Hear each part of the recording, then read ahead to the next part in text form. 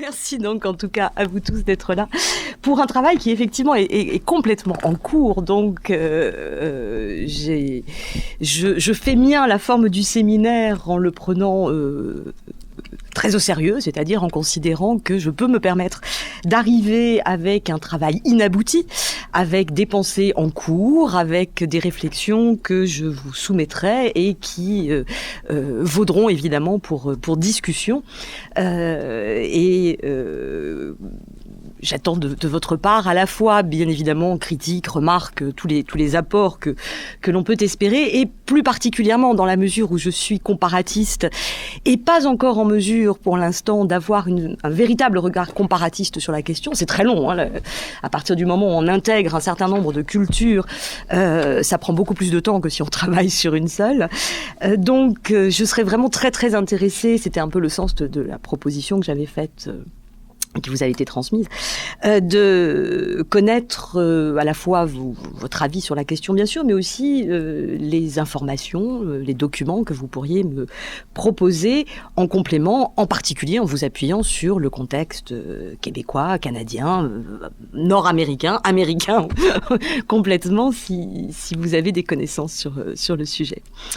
La présentation que j'avais faite à un moment où je ne savais pas encore très bien, évidemment, ce que j'allais dire, n'est peut-être pas exactement le reflet de la proposition des propositions que je vais faire aujourd'hui. Je pense que finalement, je n'aurai pas vraiment l'occasion d'aborder d'autres formes d'expression artistique, ni véritablement d'ailleurs de faire appel aux sciences humaines et sociales.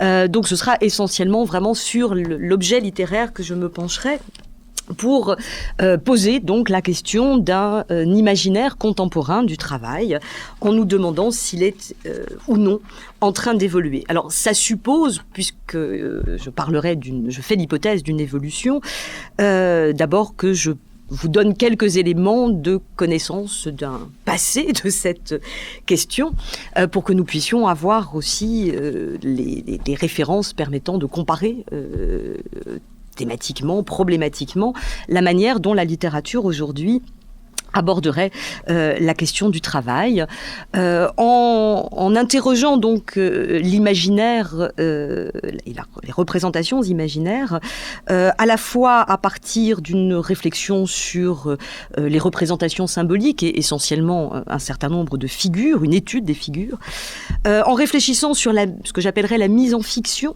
qui passera en particulier par le support narratif, le support romanesque même précisément, mise en fiction qui servirait une analyse ou un discours sur le travail, en réfléchissant également à la manière dont l'on peut produire un discours qui serait lui-même le véhicule d'une conception que j'appellerais gentiment imaginaire, mais que l'on pourra sans doute, au fil de la discussion, considérer comme plus clairement idéologique, mais je pense qu'il y a une part d'imaginaire dans l'idéologie, et qui tournerait donc autour de ce que l'on pourra considérer comme une valeur travail. Il y a un point en revanche que je ne développerai pas, mais qui pourrait tout à fait faire l'objet d'études, qui a déjà fait l'objet de certaines études, qui serait celui de l'existence d'un imaginaire professionnel, au sens où une profession se pense aussi elle-même, construit son propre regard sur elle-même, ou le regard qu'elle souhaite que la société pose sur elle, regard au demeurant que la société lui renvoie, et qui constitue les attentes, l'approche que l'on peut avoir d'un métier ou d'un autre. Ce travail a par exemple été fait, je me suis beaucoup appuyée d'ailleurs sur son étude, par un sociologue qui a réfléchi sur l'imaginaire professionnel des cheminots en France, qui fait apparaître effectivement de manière très, très intéressante comment une profession se pense à travers les images qu'elle véhicule d'elle-même.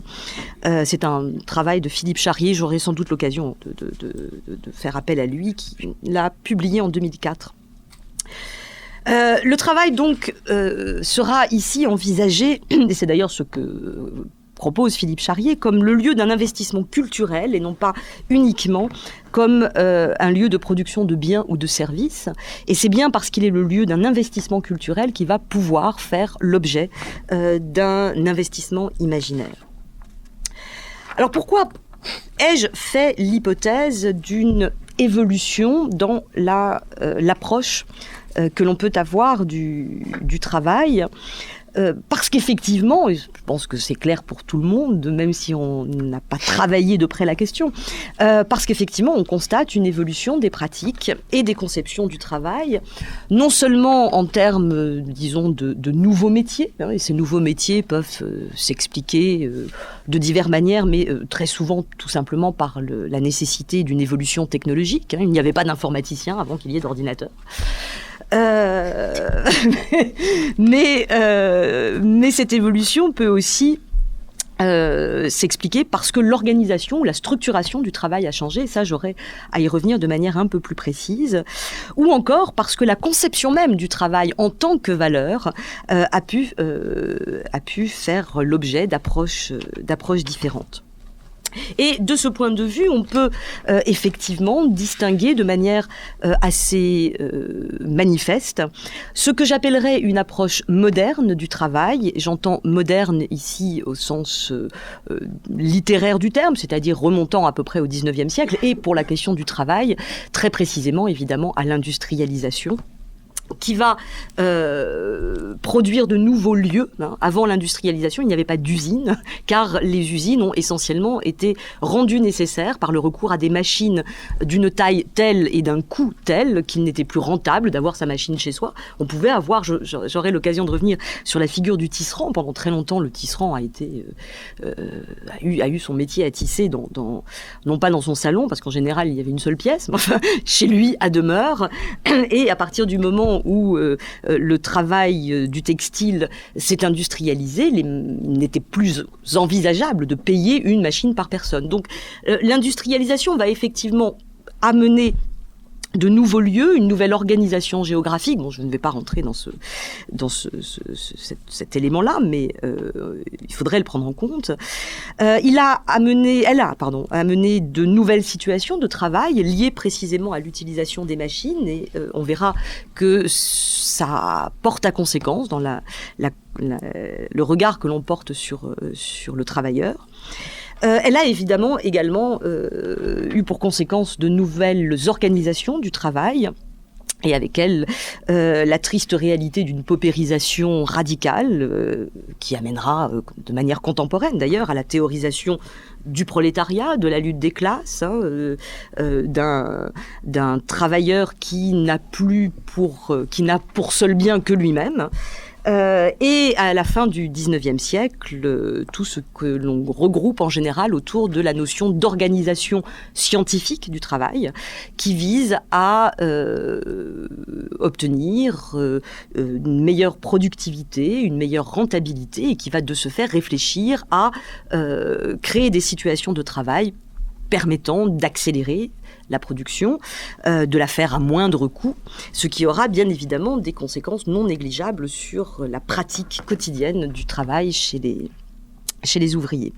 Donc, vous connaissez évidemment au moins l'un des théoriciens de l'organisation scientifique du travail, c'est Taylor, et en général on parle de taylorisme de manière très réductrice d'ailleurs, car derrière l'organisation scientifique du travail il y a bien plus que Taylor. Il y a d'autres noms, en particulier, alors bien sûr Henry Ford, qui est en fait celui qui va appliquer à la production en masse les théories de Taylor, mais qui ira chercher d'autres types de modèles, et en particulier celui de la division des tâches telles que c'était appliqué dans les abattoirs de Chicago qui vont servir de modèle aux usines Ford. D'autres encore, en France, Henri Fayol en particulier sera l'un des premiers théoriciens du management. Henri Fayol, ou encore, j'en donne simplement quelques-uns, parce qu'en fait c'est un Wilhelm Stern en Allemagne.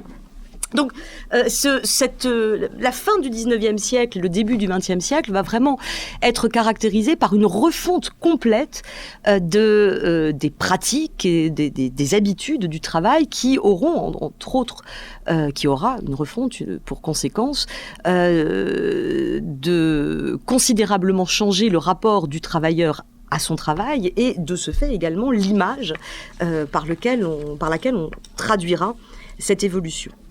Donc, c'est ce que je regrouperais autour d'approches moderne, ça accompagne effectivement, et d'ailleurs on verra que littérairement cela accompagne tout un ensemble de réflexions que l'on groupe autour de la notion de modernité, et l'on pourrait, et l'on peut, je crois, opposer cette approche moderne à ce que j'appellerais donc une approche contemporaine du travail, puisque c'est le sujet de ce séminaire, que l'on peut assez précisément dater avec d'abord le choc pétrolier de 1973 qui va effectivement amener une restructuration fondamentale de l'appareil de production qui accompagne une volonté de désindustrialisation, donc suppression massive de pans entiers de l'industrie avec tous les licenciements qui l'accompagnent, l'apparition d'un chômage de masse comme on n'en avait jamais connu, la disparition programmée ou en tout cas évoquée d'une classe ouvrière dont on le verra la fin du XXe siècle, le début du XXIe siècle ont chanté la fin, la disparition de la classe ouvrière, et puis une théorie qu'on appelle souvent le néo-management, fondée sur la culture d'entreprise, qui est une réponse, une rectification, et on espère, ses promoteurs, une amélioration des théories du premier management, c'est-à-dire l'organisation, l'OST, l'organisation scientifique du travail, telle qu'elle avait été élaborée depuis la fin du XIXe siècle. Cette théorie du nouveau management repose, mais j'aurai largement l'occasion d'y revenir, y compris par les textes que je vous présenterai, sur l'idée de coopération, de communication, d'information, de compétitivité, bien sûr, et de concurrence, dont nous aurons largement à reparler. Ça, c'est pour le cadre historique de très largement brossé, et j'y reviendrai bien volontiers si vous souhaitez des informations plus précises. D'un point de vue littéraire, on constate effectivement que la question du travail revient un peu partout au premier plan, dès 1980, dans un premier temps, et très nettement depuis les années 2000-2005, avec de nouvelles préoccupations liées à la crise de ce nouveau modèle d'organisation du travail, de ce néo-management qui met en cause tous les systèmes de sécurité sociale liés à l'emploi, qui s'accompagne donc d'une hausse du chômage inimaginable, qui met en concurrence les travailleurs à l'échelle mondiale. On parle d'ailleurs beaucoup, c'est l'un des axes de réflexion récents d'une approche mondialisée du travail, qui a également pour conséquence la dégradation des conditions de travail et qui se solde en France, c'est le grand moment d'une prise de conscience, par une vague de suicides sans précédent dans une entreprise pourtant publique, enfin qui est encore en partie, France Télécom, l'an dernier. C'est une des raisons pour lesquelles j'avais entrepris de travailler sur cette question un peu plus tôt, mais il est certain que la vague de suicides terrible qui va frapper France Télécom et d'ailleurs d'autres entreprises, dont l'une des caractéristiques assez choquantes peut-on dire, est sans doute d'avoir frappé d'autant plus que ça concernait les cadres, comme si on avait le droit de se suicider. On comprend mieux qu'on se suicide quand on est ouvrier, quand on est cadre, on comprend moins bien, parce que, je sais pas, on a plus d'argent, on est plus heureux, on a un meilleur niveau de vie, un rapport à son travail plus épanouissant sans doute. Nous en savons tous quelque chose. Donc on constate à partir de ce moment littéralement une explosion du sujet dans tous les médias. Séries de films sur la question du travail, films documentaires, mais également films de fiction. Tous les journaux commencent à faire des dossiers présentant l'état de dégradation des conditions de travail, qui allant filmer ou appelant à filmer directement dans les entreprises. Je ne suis pas préparée, donc je ne veux pas l'avoir directement sous la main. Enfin, j'avais gardé un certain nombre de documents lançant, un cadre de France Télécom, on a tous été robotisés, titre le journal rue 89, d'autres encore... silence des machines, parole des ouvriers, ça c'est un ensemble de dossiers fait par le journal Libération en juillet 2009, qui a suivi donc de très près au jour le jour, on peut dire, une grève dans une entreprise. Un journal local, titre Souffrance au travail, soigner le travail ou le travailleur. Ça c'est l'Union qui est vraiment un navet, un journal de la région Est qui titrait là-dessus le 6 avril 2010 « Le mal-être du monde du travail s'exprime ». C'est comme ça qu'on a jugé la vague de suicides dans les entreprises. Des titres plus humoristiques également, « Bosser cabosse ». Trouve-t-on encore dans Libération, à quelques années de cela. Voilà, un certain nombre de choses. Et des appels également à filmer sa propre entreprise. Ça, c'est la gestion des ressources humaines, c'est autre chose. Oui, ça aussi, c'est Grenoble, high-tech, parce que je suis à l'université de Grenoble. Le chantage à l'emploi, le développement économique, c'est le bonheur. Petite plaquette publiée par un groupe de jeunes gens intéressés par la question. Etc., etc. Donc, vraiment, ma première question à vous, tout à l'heure, serait de savoir si la même chose a lieu en ce moment au Québec, si effectivement il y a cette même soudaine sensibilisation à la question de la dégradation des conditions de travail et aux conséquences de la crise financière récente. Donc, retour spectaculaire également en littérature. Je ne pourrais évidemment pas rendre compte de tout. J'ai déjà apporté quelques ouvrages, mais il y en a en fait vraiment beaucoup plus. Il en paraît à peu près, j'avais noté qu'en 2007, je crois, une dizaine de romans, strictement de romans, sur la question du travail avaient été publiés en France, par exemple. Et quand je dis sur la question du travail, c'est vraiment leur sujet unique ou largement principal. Il ne s'agit pas seulement d'évoquer les conditions de vie de la population en évoquant, en passant, le cadre de travail. Non, ça se passe dans les entreprises, ça se passe dans les usines, et les personnages sont tous saisis dans les rapports qu'ils entretiennent avec leur lieu de travail. Donc, retour spectaculaire en littérature, je m'expliquerai après sur le terme de retour, essor tout aussi spectaculaire dans les sciences humaines, en particulier très récemment, depuis quasiment cette année. Même les institutions aussi dignes et vieillottes que le Collège de France, par exemple, ont proposé tout récemment un cycle de conférences, de dizaines de conférences, sur la question du travail et du mal-être au travail. Donc, et puis, à noter également, parce que nous pourrons aussi en reparler, la question même du travail revient au centre du discours syndical. Ça peut paraître curieux que les syndicats ne se soient pas préoccupés du travail ces dernières années. Bien évidemment, c'est leur fonction, mais il y a plusieurs manières d'aborder la question du travail. On peut parler salaire, on peut parler progression, garantie, statut. Enfin, je dis ça parce que je suis fonctionnaire. Or, effectivement, la question de la vie au travail, des conditions de travail avait singulièrement disparu. Les mots même avaient changé. On parle plutôt de salariés que de travailleurs, par exemple. Il y a eu un glissement sémantique dans les dernières années du XXe siècle, sur lequel d'ailleurs on a pu écrire et qui montre bien comment on a pu effacer à un moment le travail en tant que réalité pour le remplacer par toute une série d'autres termes qui renvoient à l'emploi, le terme même d'emploi étant venu d'ailleurs lui aussi remplacer le mot travail.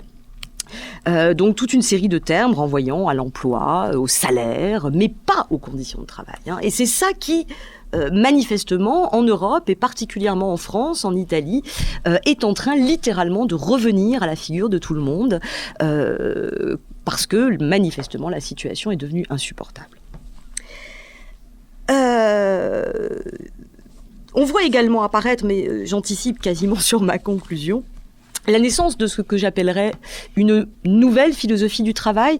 Ce sera à questionner. Je ne prétends d'ailleurs pas du tout avoir fait le tour de la question.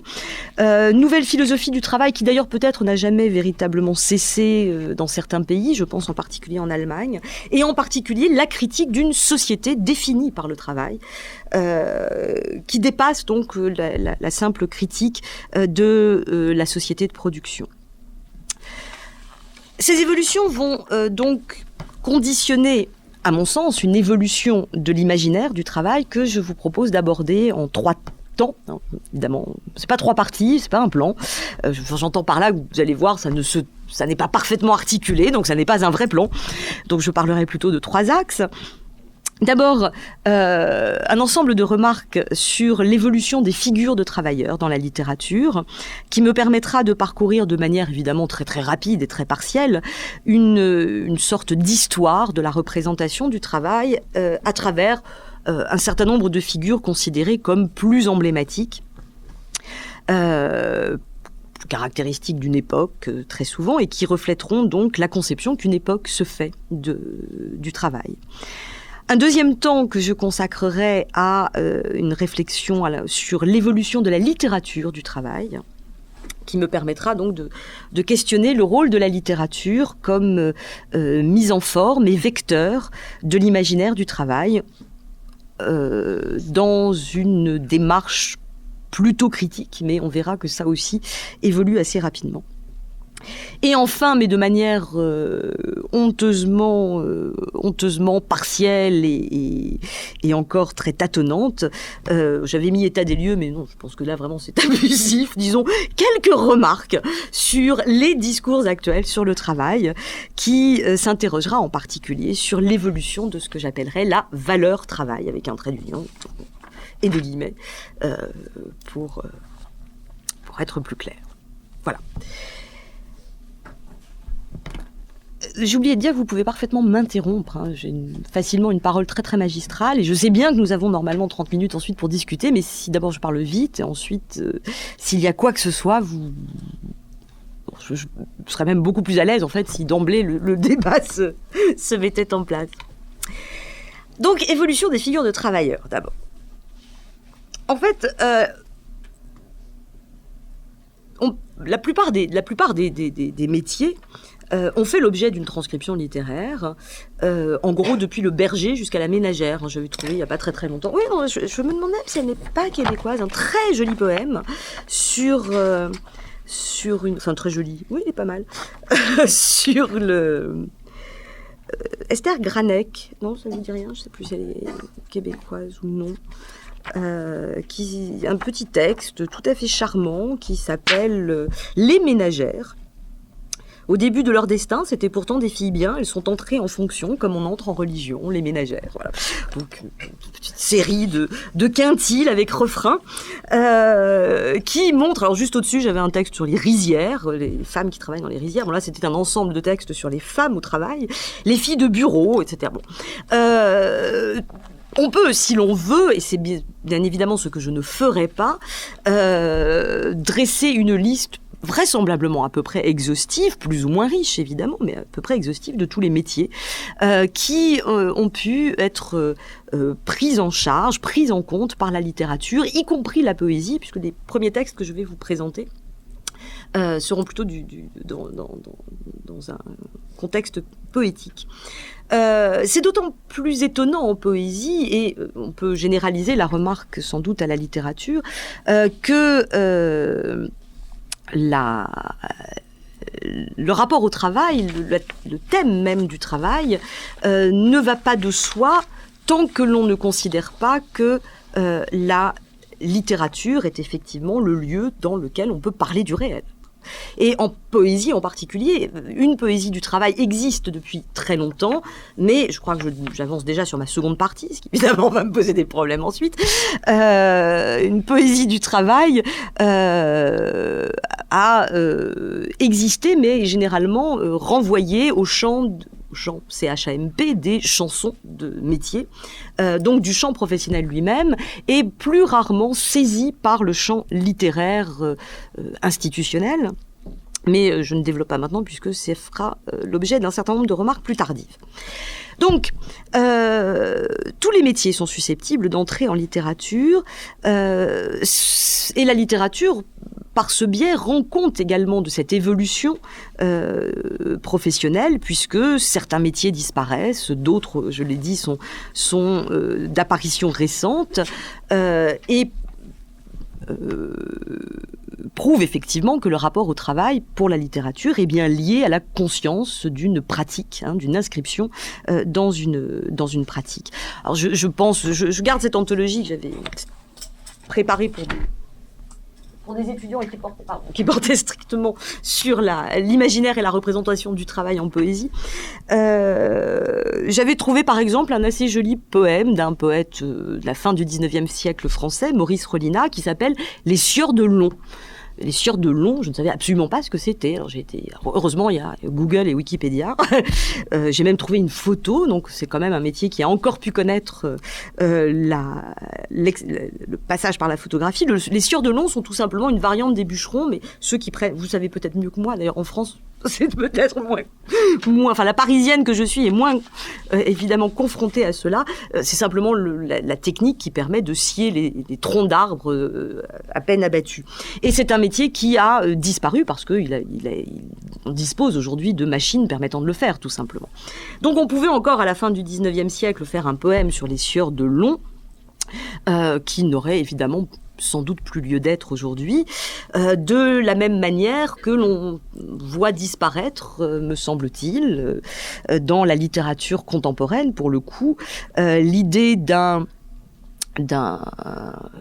d'une expression non pas du travailleur, d'une figure de travailleur, mais bien des travailleurs conçus comme collectifs.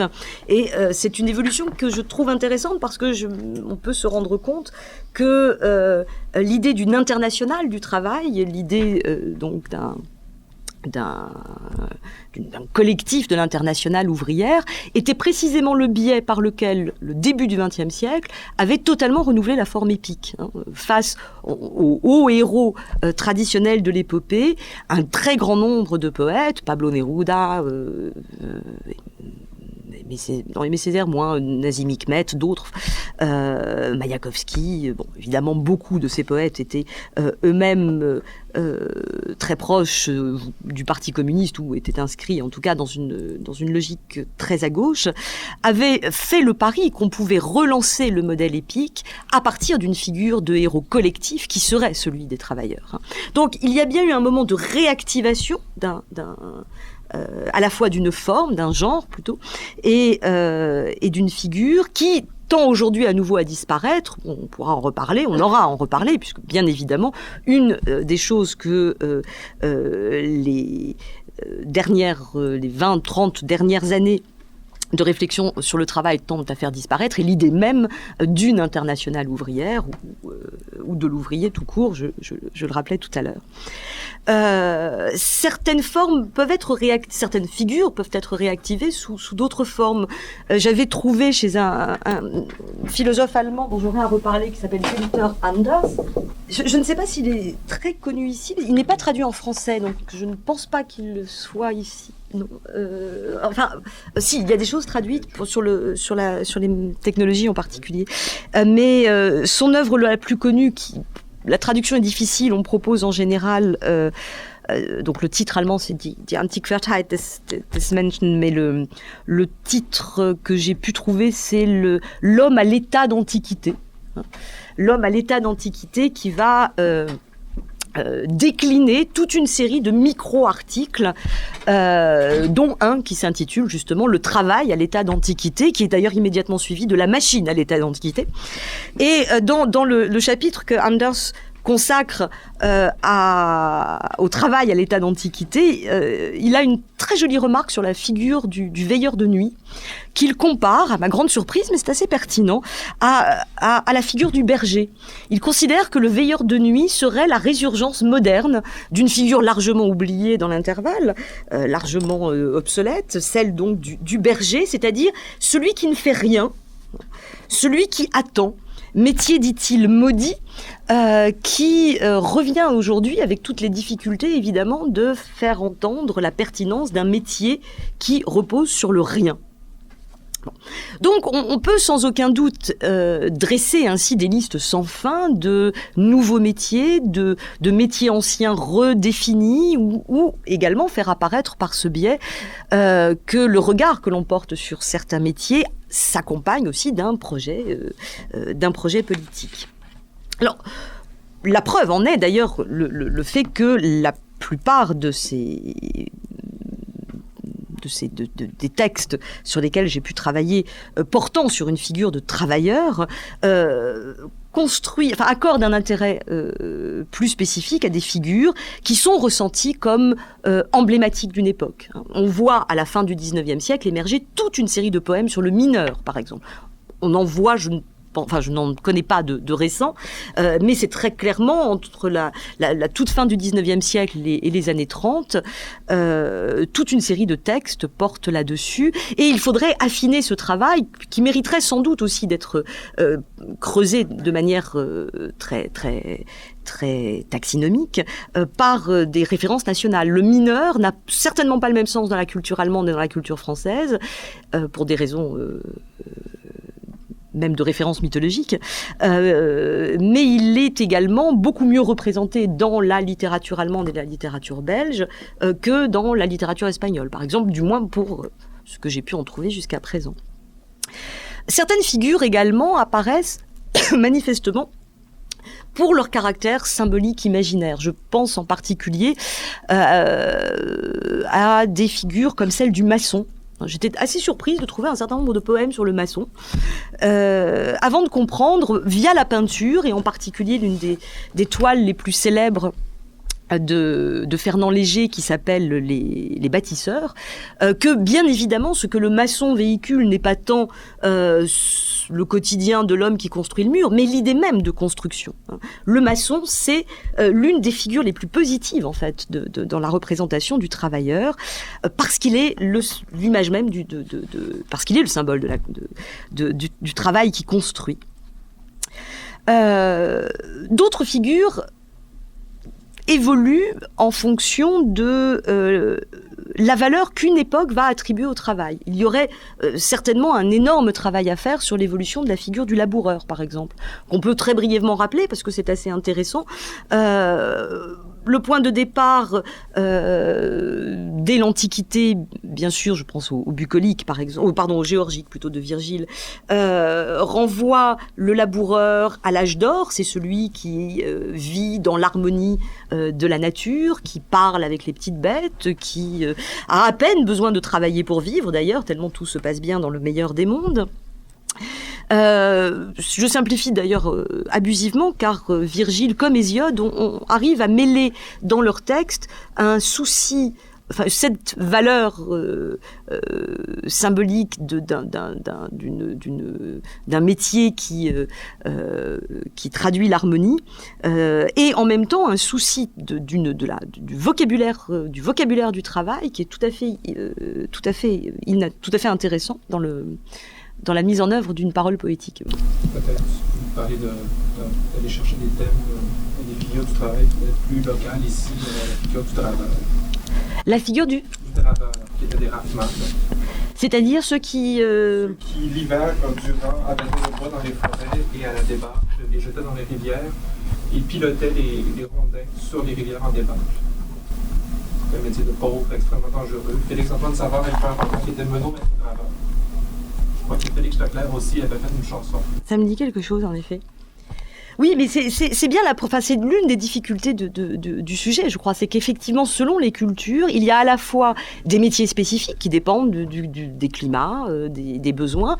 J'évoquerai à un moment ou à un autre peut-être la figure du hobo également, qui est qui est d'autant plus intéressante que c'est un des métiers ou non métiers, puisque c'est cette figure du travailleur itinérant, ce qu'on appellerait aujourd'hui le précaire itinérant, que reprend d'ailleurs, je sais pas, alors je devais en parler à un moment ou à un autre, pas grave, que reprend aujourd'hui Ian Levinson dans Tribulation d'un précaire, qui est vraiment une réécriture de cette figure, et en même temps cette figure complètement, du travailleur misérable, alors qui lui-même est une variante d'une autre figure, d'un autre motif qui est tout simplement celui du vagabond, du mendiant. Il y a une littérature assez riche sur cette question, mais que la tradition états-unienne va valoriser jusqu'à en faire le personnage emblématique de celui qui traverse les États-Unis, jusqu'à être réécrit par Kerouac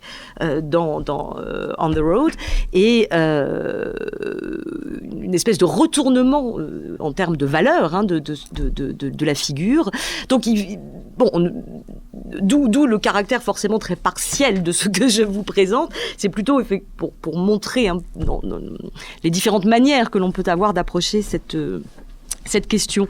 Mais effectivement, voilà typiquement un métier. Alors peut-être qu'on pourrait trouver de manière très locale, je pense par exemple au Morvan en France qui s'est spécialisé en fait dans la production du bois, des textes évoquant des figures de ce type. Quand j'évoquais tout à l'heure le Sieur de Long par exemple, comme par hasard le texte de Rollinat renvoyait en fait à un travailleur du Morvan.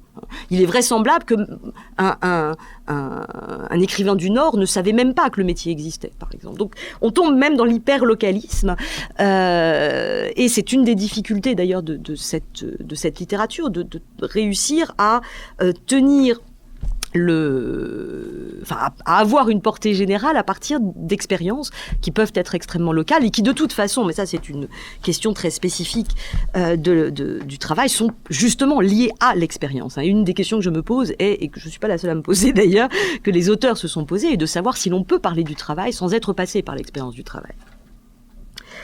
Alors je reviens à mon laboureur qui est donc du côté de l'idylle et de la bucolique dans l'Antiquité, que le XVIIe siècle va récupérer, je pense en particulier en bonne française aux fables de La Fontaine, le laboureur et ses enfants, qui s'achève quand même sur cette phrase, ce vers merveilleux, le travail est un trésor. Donc le laboureur devient l'une des figures de la sagesse, et à travers lui, c'est bien évidemment le travail qui est ainsi réévalué, alors que pour d'autres auteurs, plutôt au cours du XIXe siècle, apparemment, le laboureur est le symbole de la malédiction du travail. Il recommence toujours le même geste. Chaque saison, il doit refaire ses plantations. Il est victime, il est complètement dépendant des intempéries, au point que un autre poète fin du XIXe siècle, il faut dire maintenant, Jean Richepin, va écrire tout un recueil sur les gueux, la chanson des gueux. Et dans ce recueil portant sur la chanson des gueux, qui est un ensemble de textes portant en grande partie sur la question du travail, de textes poétiques, il y aura un poème intitulé « Les vrais gueux ». Et les vrais gueux ne sont pas les mendiants. Les vrais gueux, ce sont les laboureurs. Ce sont les paysans. Ce sont les paysans parce qu'ils sont justement dans ce recommencement d'un travail terriblement pénible. Autre exemple allant dans le même sens, un texte d'Antonio Machado, en français Terre de Soria, où le laboureur est comparé au bœuf, et la représentation qu'on en donne est essentiellement marquée par l'horizontalité. C'est le métier qui est constamment penché sur la terre, et on voit bien comment on pourrait d'un côté tirer le métier vers ce contact avec la terre, justement ce rapprochement à côté de face à la verticalité qui sépare l'homme de l'élément terrestre. Le laboureur pourrait après tout être celui qui au contraire s'en rapproche, mais c'est aussi une manière de traduire la pénibilité, la quasi-animalité à laquelle le métier réduit l'homme. Donc, il faudrait pouvoir intégrer dans une réflexion sur l'imaginaire du travail, non seulement toutes ces variantes géographiques, locales, conjoncturelles, culturelles, mais aussi l'évolution du regard que l'on porte sur le travail, selon que l'on veut mettre en avant, par exemple, un travail considéré comme source de sagesse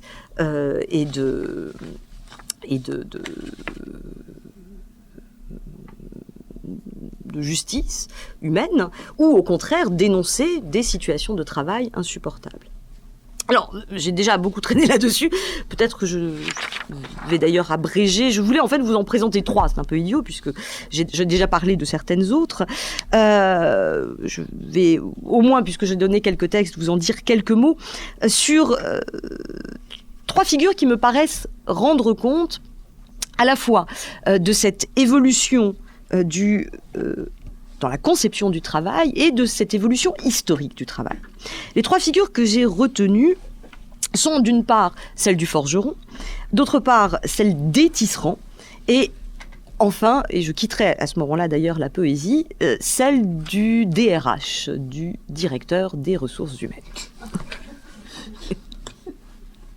Quel forgeron, oui. Eh bien oui, mais justement, je trouve que c'est très intéressant d'avoir cette évolution, parce que le forgeron, c'est sans doute, de toute façon, c'est l'un des métiers les plus anciens. Mircea Eliade lui-même va travailler sur la figure du forgeron en le comparant à celle des alchimistes.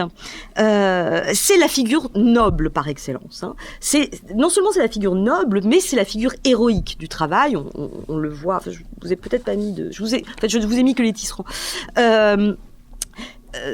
C'est une figure de la sublimation du travail. Le forgeron est d'une part, en tant qu'artisan métallurgiste, du côté d'une expérience que Mircea Eliade qualifie de magico-religieuse. Il est celui qui transforme la nature. Et donc, il est celui qui à la fois communique avec cette nature, mais qui en même temps marque la victoire de l'homme sur la nature. C'est en même temps l'un des métiers les plus anciens. Parmi les figures mythologiques du travail, je ne les ai pas encore évoquées, il y a bien évidemment celle d'Héphaïstos Vulcain, qui est le dieu travailleur, non seulement dans la tradition gréco-latine, mais son équivalent dans la tradition germanique. Thor fonctionne selon les mêmes modalités. Donc c'est vraiment la figure à travers laquelle va pouvoir être traduite une conception du travail comme ce qui fait de l'homme le maître de la nature et le maître du cosmos. Cette approche qu'Eliade qualifie de liturgique va progressivement progressivement, existe également d'ailleurs très rapidement dans un contexte sécularisé, que Eliade trouve d'ailleurs insupportable, évidemment, et qui va être retravaillé. Alors, je ne vais pas du tout parler de cet ouvrage, mais je l'ai apporté quand même pour vous le conseiller, sera repris à l'ouverture d'une très belle étude, très compliquée comme toujours, mais enfin très belle étude de Jacques Rancière, qui s'intitule « La nuit des prolétaires ».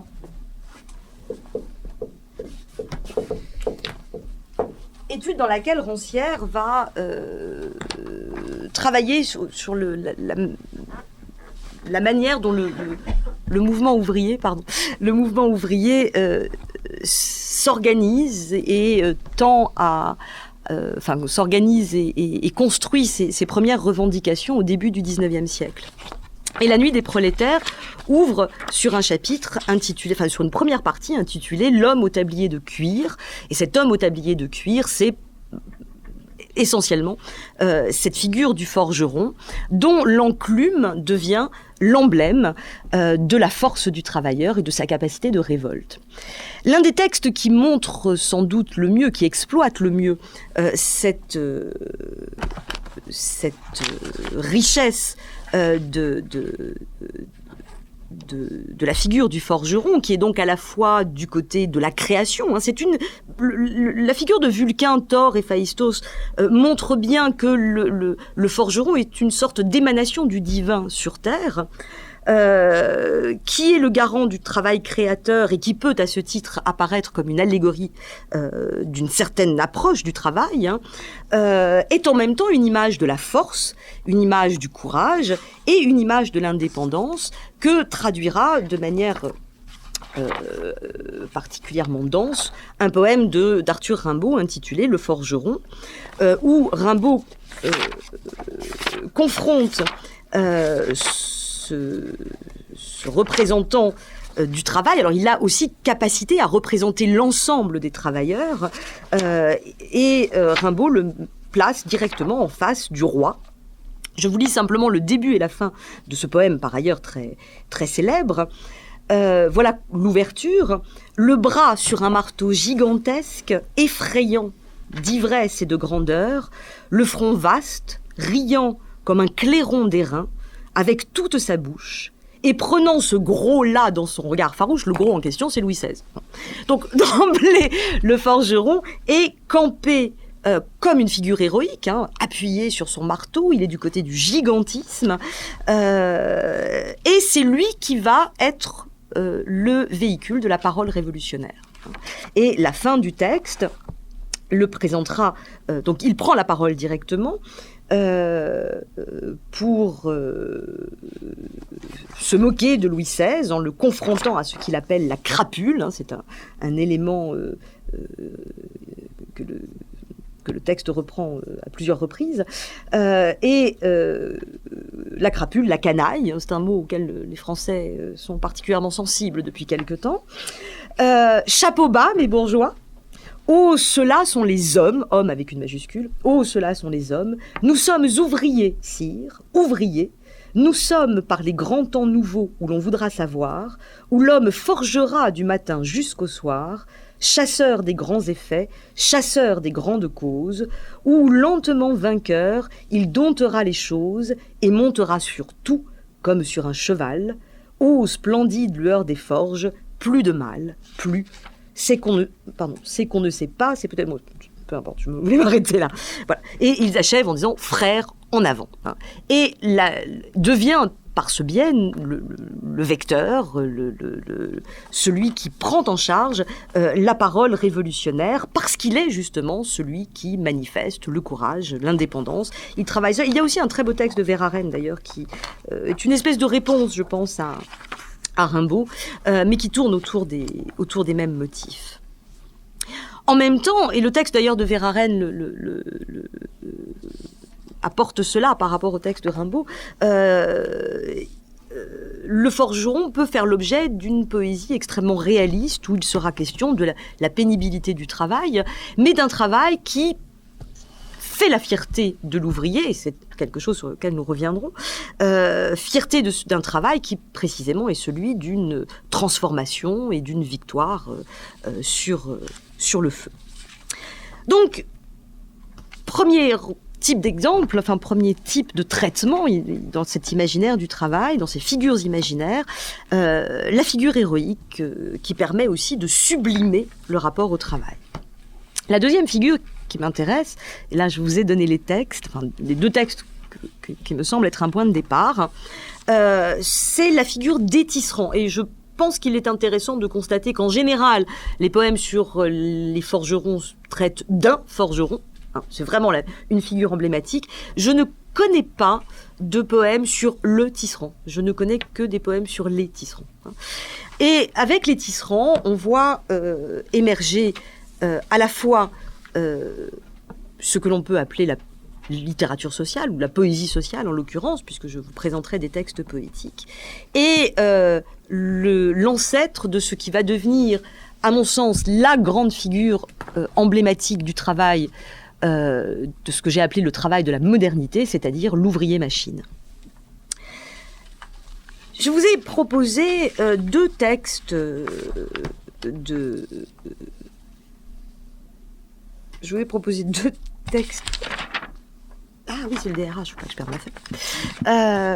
Un texte d'un poète allemand, donc Heinrich Heine, et un texte un peu plus tardif d'Émile Verhaeren, un poète belge, pour réfléchir à la manière dont la littérature va pouvoir justement construire une réflexion sur le travail qui ne passe pas forcément, bien évidemment, par une théorisation, mais par la mise en place des éléments constitutifs d'un imaginaire, et en l'occurrence ici d'un imaginaire que je qualifierais donc de moderne, d'un imaginaire moderne du travail. Le texte de Heine est un texte très très célèbre en Allemagne. Je pense que tous les petits Allemands l'apprennent par cœur dès les bancs de la maternelle. Et c'est un texte qui effectivement a une histoire assez émouvante, puisque Heine le compose en 1844, c'est-à-dire au moment même où se déroule en Allemagne un des premiers mouvements ouvriers de l'ère industrielle, la révolte des tisserands de Silésie. Les tisserands en général sont un thème poétique et politique important, précisément sans doute parce qu'en tant que métier, ce sera le métier le plus rapidement industrialisé, le plus rapidement livré à la mécanisation, et même à une mécanisation très, très avancée, puisque dès la première moitié du XIXe siècle, les métiers du textile disposeront de plusieurs machines pour chaque opération. Donc, on comprend que ce soit effectivement aussi dans le domaine du textile qu'auront lieu les premières révoltes ouvrières de l'ère industrielle. La plus ancienne, enfin ce n'est pas la plus ancienne connue, mais celle qui est considérée comme la plus importante, il y a eu quelques révoltes ponctuelles auparavant, a lieu en Grande-Bretagne avec le mouvement Luddite, sur lequel il y a de nouveaux travaux tout à fait intéressants, qui sont aussi connus sous le nom de briseurs de machines, ce que justement les travaux plus récents tentent à nuancer, puisque l'on se rend compte que les tisserands anglais ne s'en prenaient pas tant aux machines qu'à la manière dont on allait les utiliser. C'est-à-dire qu'ils étaient tout à fait prêts, et ils l'ont fait, à négocier avec les propriétaires des machines. Si les propriétaires de machines ne visaient pas à les licencier pour faire travailler les machines à leur place, ils étaient parfaitement prêts à reconnaître la technologie comme un apport leur permettant au contraire d'éviter certaines tâches. Donc il y a les Luddite, ensuite il y a les Canuts de Lyon, et le troisième mouvement sera celui des tisserands de Silésie. Heine donc écrit en temps réel ce texte qui sera diffusé sous forme de tract en Prusse, et immédiatement interdit d'ailleurs, et tout aussi immédiatement traduit dans un certain nombre de langues, l'anglais, le français, assurant ainsi au texte un succès tout à fait inattendu vu le sujet. Ce qui m'intéresse dans ce texte, c'est qu'il fixe non seulement imaginairement, mais à mon sens également en termes d'écriture, la figure du travailleur moderne. Si vous parcourez le texte, je vous laisse peut-être le lire rapidement. Donc, vous voyez que le texte est structuré de manière très, très construite. 3 strophes centrales qui déclinent la triple malédiction, et 2 strophes périphériques, répétitives, qui évoquent la situation des tisserands. La thématique sociale du texte ne fait aucun doute. Il s'agit bien de rendre compte de manière explicite d'une situation de travail pénible, insupportable même. Alors, je développe pas tout. La triple malédiction renvoie en fait à comment dit-on, la phrase qui... Enfin, j'ai assez peu dormi, non seulement le décalage horaire, mais en plus la préparation de ce travail explique, et puis je pense ma dégénérescence générale, explique que j'ai quelques mal à trouver mes mots. Pour un pays, on ne parle pas d'une phrase emblématique, mais d'une devise. Voilà, je vous remercie. Donc ça reprend en fait la devise de la Prusse qui... Une quinzaine de personnes ont réussi à... Merci. Qui décline donc Dieu le roi, la patrie. Donc ça, c'est le côté un peu daté du texte, mais pour le reste, donc on y trouve à la fois une représentation du quotidien qui à l'exception du rappel de l'acte même de tisser, est beaucoup plus large que l'univers du travail. Hein. Ce sont essentiellement les conditions de vie que le texte évoque explicitement. Mais l'hypothèse que je fais est que le monde du travail est bien présent dans ce texte, sauf qu'il n'est pas présent de manière explicite, il est présent implicitement par le travail poétique qui repose, vous l'aurez évidemment remarqué, sur tous les mécanismes possibles de la répétition. Le refrain, bien sûr, qui est lui-même répétitif, hein, nous tissons, alors qui est en même temps un recours, un rappel intéressant à la tradition de la poésie, de la chanson de métier et de la poésie populaire. Le refrain, donc, les termes qui reviennent, les anaphores, maudit soit-il, maudit soit-il, maudit soit-il, les allitérations, tout un ensemble, tout un faisceau de procédés stylistiques mettent en fait au cœur du texte ce qui caractérise précisément ce nouveau travail industriel, c'est-à-dire sa répétitivité. Et cette manière d'évoquer stylistiquement, et en particulier par le travail de la répétition, cette réalité du travail va perdurer, va devenir en fait une constante de la poésie du travail, de la poésie du travail industriel dans la deuxième moitié du XIXe siècle.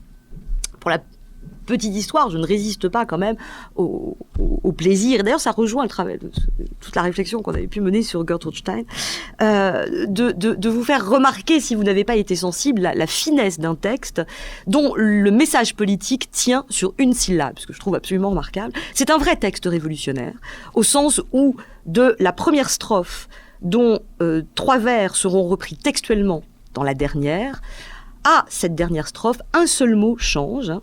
Nous tissons Allemagne, nous tissons ton linceul, nous tissons ces 3 mots, 3 fois maudit soit-il, nous tissons, sera repris par vieille Allemagne, ce qui en allemand est encore plus discret, c'est un seul mot en fait, hein, on passe de Deutschland à Altdeutschland, et c'est ce passage de l'Allemagne à la vieille Allemagne qui montre qu'on va tourner une page.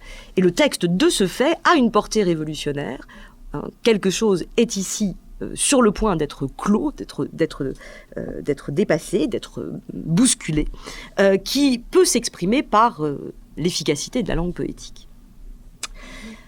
Le second texte que je voudrais tout aussi rapidement évoquer est celui de Verhaeren, un poète belge cette fois,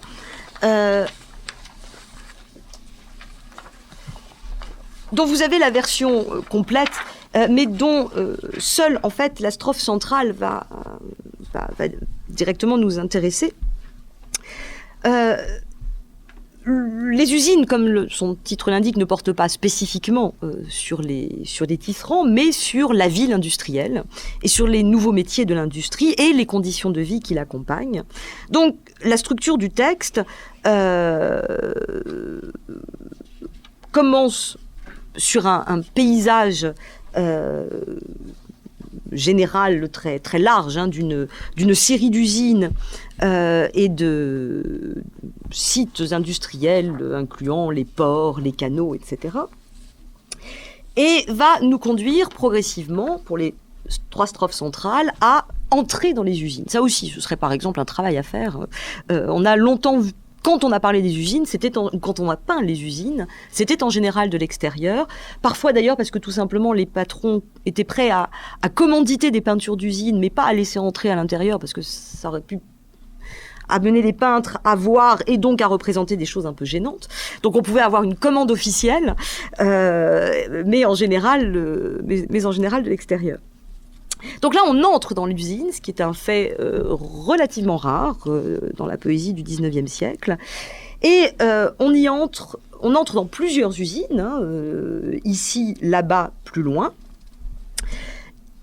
Ici et plus loin sont manifestement des usines plutôt liées à la métallurgie, en tout cas des espaces grandioses et même sublimes.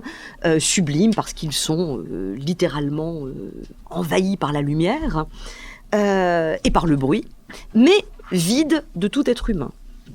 Seule la strophe centrale, qui est aussi la plus longue, met les hommes, présente des hommes, c'est sur la page 2, celle qui commence par là-bas, Seule cette strophe centrale, donc, se préoccupe des êtres humains. Et il s'agit, cette fois, d'une usine textile. Alors, autant le texte de Heine est efficace par les procédés poétiques utilisés, autant celui de Verhaeren va jouer sur des effets de dramatisation, dont le premier tient, c'est aussi un procédé poétique d'ailleurs, hein, à la réduction littérale du travailleur à ses doigts, c'est même pas ses mains, hein, ce sont ses doigts, et non seulement à ses doigts, mais en fait à une compétence. Ce qui intéresse, c'est la dextérité. Le travailleur réduit à son métier. La suite montre un univers donc complètement saturé, carcéral. La machine est dans un rapport d'une extrême violence avec l'être humain, puisque l'on y retrouve un motif par ailleurs assez fréquent qui est celui de la dévoration. Et progressivement, le texte amène, après avoir déjà réduit l'homme, le travailleur, à ses doigts, par des procédés donc de synecdoque et de métonymie, va progressivement le réduire à ses gestes répétitifs, automatiques et minutieux. Des ouvriers silencieux règlent le mouvement d'universel tic-tacement qui fermente de fièvre et de folie, et déchiquette, avec ses dents d'entêtement, la parole humaine abolie. À cet homme progressivement réduit à sa seule fonction de travail, Verhaeren ajoute donc de manière effectivement très, très dramatisée des corps complètement fragmentés et un être humain vidé de tout ce qui l'humanise, c'est-à-dire très emblématiquement évidemment sa capacité à parler. Le texte va connaître un très réel succès, et je crois que couplé avec celui de Heine, on voit bien comment la poésie met ici en forme, de manière durable, une image de l'aliénation par le travail, qui se caractérise à la fois par la répétition des gestes, un travail dans lequel l'homme n'a plus aucune part, un rapport de force qui se joue entre l'homme et la machine, et donc une déshumanisation radicale, qui se traduit par l'abandon de toutes les caractéristiques humaines. On a donc, avec ces deux textes, et c'est ce qui m'intéressait ici de vous montrer, la mise en œuvre d'un imaginaire du travail moderne, du travail industriel, que je qualifierais donc de moderne, à partir de deux éléments fondamentaux, l'automatisme traduit par la répétition et la fragmentation des corps, qui seront durablement les modes d'expression de l'aliénation au travail. Alors c'est en ce sens donc, mais je ne vais pas développer, que l'on peut considérer, je crois, ces figures de Tisserand comme les première manifestation littéraire d'une figure que l'on peut suivre de très près, qui est celle de l'ouvrier-machine, qui m'apparaît comme la figure symbolique, imaginaire du travail moderne. Troisième cas de figure, donc, je m'aperçois que c'est bien, j'aurais même pas le temps de faire ma deuxième partie. Quant à la troisième, qui m'angoissait un peu, je crois que...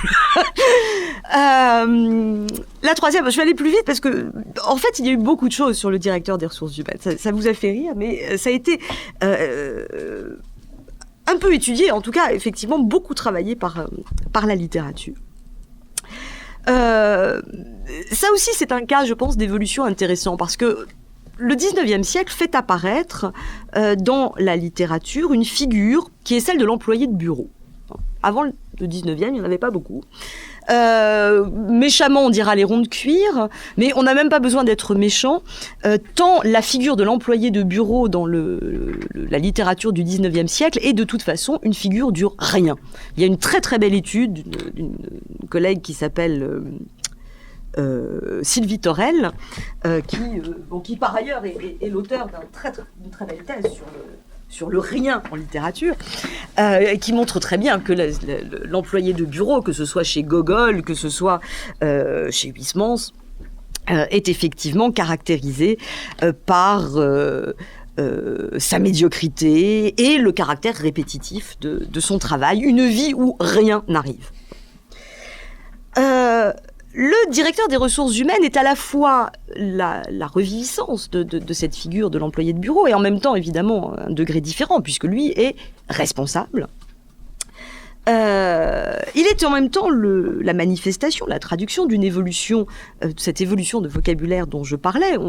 On parlait autrefois de direction du personnel, on parle aujourd'hui de direction des ressources humaines. Alors c'est à la fois évidemment intéressant pour ce nouveau statut de l'être humain réduit à l'état de ressources. Ça accompagne toutes les théories du néo-management. Indubitablement, l'arrivée de la figure du DRH accompagne en littérature l'avènement de l'entreprise capitaliste moderne. En ce sens, il est bien, et autant prendre les textes que je vous ai proposés, si vous regardez celui de François Emmanuel, qui s'intitule évidemment La question humaine, il est bien le meilleur vecteur de cette nouvelle approche du travail. La question humaine donc date de 2000. Donc j'ai été pendant 7 ans employé d'une multinationale que je désignerais, etc. Un peu plus bas, mon travail était de 2 ordres. Sélection du personnel et animation de séminaires destinés au cadre de la firme. Pour l'instant, tout va bien, il a une fonction précise.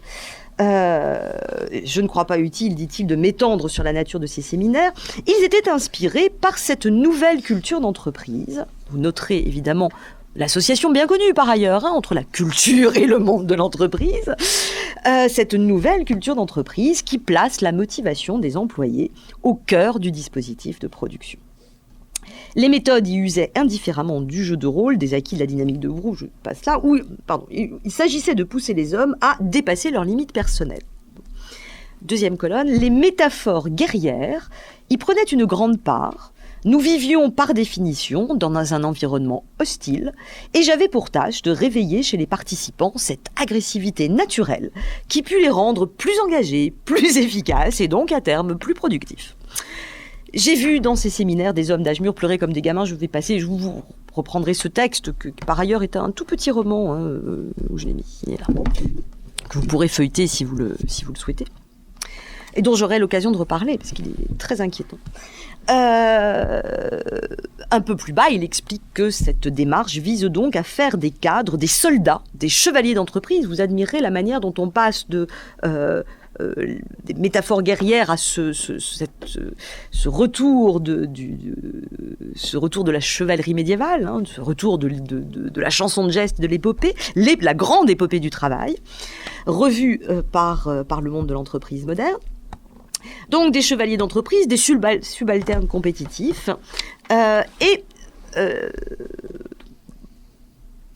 on pourra reparler de la manière dont François Emmanuel, le texte a beaucoup été salué d'ailleurs pour cela, joue avec le nouveau vocabulaire du nouveau management.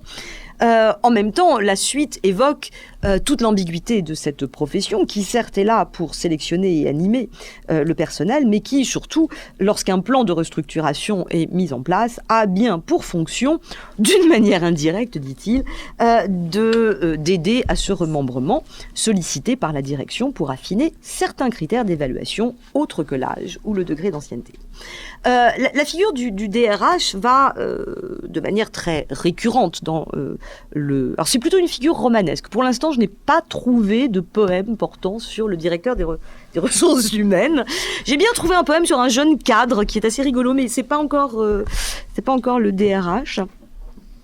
Donc, mais on pourrait l'imaginer, pourquoi pas. Il y a des poésies d'un certain cynisme. Enfin, le cynisme n'est pas interdit à la poésie. Néanmoins, ça inspire manifestement plus le récit, peut-être justement parce qu'il va s'agir de rendre compte de la prise de conscience progressive de ce métier extrêmement valorisé et qui, en fait, sert à gérer les poubelles de l'entreprise. Et surtout ceux qu'on mettra dans la poubelle. Plusieurs textes, donc par exemple La boîte de François Salvin en 1998 ou celui-ci, vont faire état de cette fonction de gestionnaire qui est aussi conciliateur, qui est aussi mais qui est aussi le maître d'œuvre des licenciements, celui qui entretient l'esprit de concurrence, celui qui, le cas échéant, fait jouer des effets de pression, voire de harcèlement, et de ce point de vue, l'un des textes qui a sans doute le plus fait date est le roman d'Amélie Nothomb, Stupeur et tremblement, en 2001, où cette romancière très, très grand public rend compte de la dégradation progressive d'une personne prise dans un système de harcèlement auquel elle va littéralement s'abandonner. Alors, la question que soulève la figure du DRH, les questions que soulève la figure du DRH dans le récit, je pense que je vais assez mal le traiter dans la mesure où j'en ai pas encore une vue suffisamment surplombante, ou plus exactement, je vais l'aborder selon deux points de vue différents. D'un côté, mais c'est lié aussi à la date à laquelle sont publiés ces premiers textes, toute fin du XXe siècle, que ce soit Amélie Nothomb ou l'ineffable Michel Houellebecq. On constate que, certes, la figure du DRH est là pour dénoncer un système de management qui vise à mettre en cause qui vise à casser toute personnalité.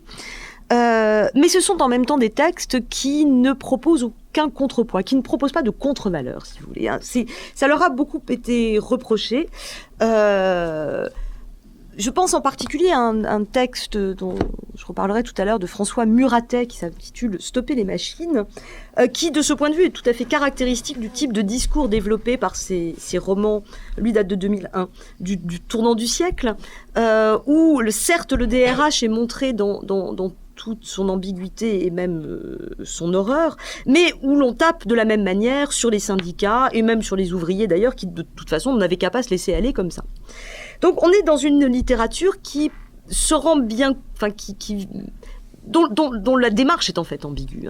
Elle est à la fois, elle cherche à la fois à faire émerger un rapport au travail qui repose en fait, ça on va en reparler, sur un imaginaire du travail, mais en même temps elle ne propose comme solution qu'une espèce de fuite. Le héros d'Extension du domaine de la lutte, le roman qui rend célèbre Michel Houellebecq en 1994, non seulement amène son collègue à se suicider, mais lui se contente finalement de partir. Il n'y a aucune réponse collective, il n'y a pas à proprement parler de dénonciation, sinon comme dans François Emmanuel, qui va un peu plus loin, néanmoins, la mise en évidence de mécanismes qui n'étaient sans doute pas aussi lisibles jusque-là. Donc on sort de ces textes avec une sensation plutôt de vacuité, qui met d'ailleurs en évidence une société, effectivement, où règne la solitude, le stéréotype et le vide. Une série de textes donc plutôt... disons le mot, dépolitisé. Et l'une des questions sera peut-être de se demander si l'on peut parler du travail de manière apolitique. Et en particulier parce que ce sont des textes qui excluent tous les rapports sociaux qui sont en jeu dans l'entreprise. Alors en même temps, la figure du DRH, alors là je quitte brièvement le champ de la littérature pour évoquer quelques textes de sociologues qui les analysent, est aujourd'hui traité, évolue aujourd'hui vers une figure que je trouve assez intéressante, qui est la figure du barbare. Alors je pense à toute une série de textes, la figure du barbare, toute une série de textes qui reviennent en fait sur ces fonctionnements du néo-management. C'est une expression qui me gêne un peu, je vais vous expliquer pourquoi. Alors d'abord parce que, ça c'est intéressant, on assiste à un échange de qualificatifs. Le barbare, jusqu'alors, c'était toujours l'ouvrier. C'est effectivement un imaginaire de l'ouvrier qui était largement véhiculé par le patronat, et l'ouvrier comme bête féroce, pour ne pas parler de celui qui a le couteau entre les dents, évidemment. y compris récupérés par les ouvriers eux-mêmes, pour en faire au contraire une figure très positive. Le barbare, un peu comme le forgeron, c'est la force, c'est celui qui porte la rage. Il y a d'ailleurs dans le forgeron de Rimbaud des éléments qu'on peut tout à fait renvoyer à la construction d'une figure de barbare. Donc c'est un retournement très récent qui va renvoyer la barbarie du côté du patronat. Et ce retournement va se jouer par le biais des sociologues, mais ce qui me dérange, c'est qu'en fait l'image n'est jamais fondée. Et on est vraiment du côté de l'imaginaire pour le coup. Quand Jean-Pierre Le Goff, par exemple, propose la barbarie douce, la modernisation aveugle des entreprises et de l'école, en 1999, réécriture d'ailleurs d'un texte plus dense qui s'intitulait, pardonnez-moi, Le mythe de l'entreprise, critique de l'idéologie managériale, qui date de 1992 et qui s'achève sur cette image du barbare. En fait, il ne justifie jamais. J'espérais qu'il allait me dire, enfin, que j'allais trouver quelque part ce qui explicitait l'image. En fait, non. On est vraiment du côté de l'image. Certes, on comprend bien comment on y arrive. Hein. Il décline les outils miracles du management, l'idéologie managériale et ses mythes, l'ordre moral, la manipulation. Le jeu sur la fascination, la glorification du travail, etc., etc.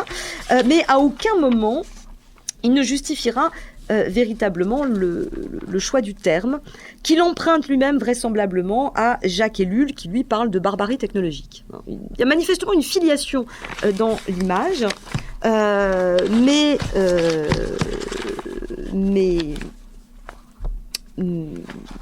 non explicité. Et plus récemment, j'en reparlerai si j'ai le temps, le terme est à son tour repris par un article que vous trouvez en ligne, que je vous recommande, de Pierre Musso, M-U-2-S-O, qui s'intitule à son tour « La barbarie managériale ». Donc du directeur des ressources humaines, on évolue ainsi dans la récupération d'un véritable rapport de force, où le barbare devient celui qui menace l'ensemble des travailleurs, qui le menace de manière subtile, hein, c'est toute l'intérêt de l'image de la barbarie douce que développe, et l'oxymore, hein, de la barbarie douce que développe Jean-Pierre Le Goff, mais qui n'est pas véritablement fondée.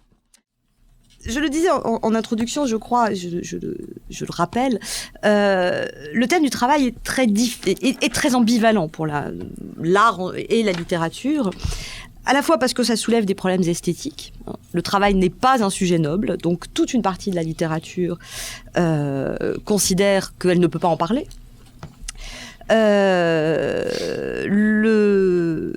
Et d'une certaine manière, on peut dire que ce que j'ai appelé l'imaginaire moderne du travail, donc ce caractère répétitif qu'on a bien vu dans les poèmes de Heine et de Verhaeren, rend effectivement difficile, ou peut sembler rendre difficile, le fait de mettre en récit quelque chose qui est finalement toujours la même chose et qui relève d'un quotidien complètement répétitif. Donc, d'autant que c'est une situation de travail complètement déshumanisante, on voit bien que pour le récit, on conçoit qu'il y a une difficulté pour le récit à se saisir effectivement du sujet. L'autre question qui a été soulevée par un certain nombre d'écrivains étant de savoir jusqu'à quel point on peut écrire sur ce qu'on ne connaît pas, sur ce qu'on ne pratique pas. Et je ne vais pas rentrer dans le débat de la littérature ouvrière et prolétarienne, qui est pourtant tout à fait passionnant. Mais effectivement, on a assez longtemps considéré que seuls ceux qui sont dans le cadre d'un travail non culturels peuvent éventuellement écrire sur le travail, car ils en ont l'expérience, mais que de ce fait même, ils n'ont pas le statut d'écrivain. Alors ça aussi, ça fait partie des choses qu'il faudrait nuancer en fonction des cultures, et je pense que de ce point de vue, la tradition française de France, j'entends, la culture de la France, est particulièrement problématique, parce qu'elle est vraiment très institutionnalisée. Et pour l'anecdote, quand on publie de temps à autre, par exemple, un recueil de textes issus de ceux qu'on appelle les écrivains ouvriers. En général, vous verrez toujours écrit au-dessus ou en dessous machin tisserand ou machin peintre en bâtiment. Il n'a pas le statut d'écrivain. Le fait qu'il se saisisse d'une plume ne suffit pas à lui donner ce statut. Donc, non seulement il y a un problème esthétique, mais il y a un problème sociologique qui repose sur la rupture entre le monde littéraire, culturel, l'institution littéraire et culturelle, et le monde du travail, y compris, et sans doute d'ailleurs en partie pour cette raison, du point de vue du lectorat. C'est-à-dire qu'effectivement, encore dans la première moitié du XXe siècle au moins, le lectorat qui accède à la haute littérature, disons, n'est sans doute pas intéressé par des textes portant sur le quotidien du travail. Et l'un des phénomènes que je trouve particulièrement intéressant ces toutes dernières années, c'est que les choses sont manifestement en train de changer, puisque je le disais en 2007, je crois, il y a eu une dizaine de romans publiés simplement en France, et que ces romans sont, pour beaucoup d'entre eux, du côté d'une littérature généralement considérée comme populaire, c'est-à-dire la science-fiction, ou surtout le roman policier. Ça, c'est un phénomène que je trouve très intéressant, que j'ai un peu de mal encore à questionner, que je constate simplement. Mais vous évoquiez tout à l'heure également la bande dessinée. Manifestement, le travail fait aujourd'hui recette. La littérature sur le travail, ça paye. Alors ça peut payer de manière extrêmement discutable quand c'est le fruit d'un auteur comme Frédéric Beigbeder qui écrit un roman intitulé 99F pour 99 francs, qui va être un véritable succès de librairie. Alors que le discours est en fait un degré zéro d'analyse du travail. C'est vraiment rendre compte du monde de la publicité, du petit monde des cadres, des cols blancs, mais sans aucun discours critique. Or, ce que je trouve intéressant dans les derniers textes publiés, c'est précisément, et en particulier par le biais de la science-fiction et surtout du roman policier, que cette dimension critique va pouvoir réintervenir. On peut comprendre pourquoi le travail finalement dans quel cadre le travail va pouvoir intéresser le roman policier. Les textes de ce point de vue sont très clairs. Soit une usine ou enfin une entreprise quelle qu'elle soit et fait l'objet d'un plan social.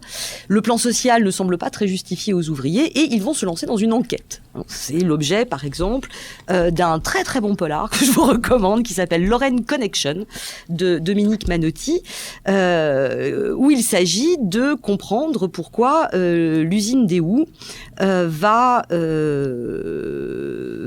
être incendiée. Donc l'objet du polar, c'est comprendre en fait les enjeux économiques qui justifient en sous-main les licenciements, la fermeture de l'usine. Et bien évidemment, il va s'agir à ce moment-là de remonter à travers les strates d'un management désormais international et même mondialisé pour comprendre ce qui se joue en fait. Même type de sujet dans le roman Stopper les machines de François Muratet, où alors c'est pire encore parce qu'en fait il y a un très sombre enjeu de reprise d'entreprise dont un groupe veut virer le PDG, qui évidemment ne veut pas se laisser faire, et un détective va être effectivement envoyé pour faire en sorte que le PDG de l'entreprise cesse ses activités. En contribuant, l'une des missions du détective est de contribuer à la révolte des ouvriers qui, à ce moment-là, se mettent en grève. Donc, le polar va servir, en fait, à rendre compte, et ça, c'est un phénomène qui me semble assez récent, des enjeux politiques qui se jouent dans le cadre du travail, et non plus en restant dans cette espèce de neutralité sans doute pas bienveillante, mais en tout cas certainement pas critique, d'un Houellebecq ou d'un Beigbeder. L'autre type de polar est encore plus drôle, si l'on peut dire, et en même temps beaucoup plus inquiétante encore. Pour l'instant, je n'en ai trouvé que des exemples états-uniens.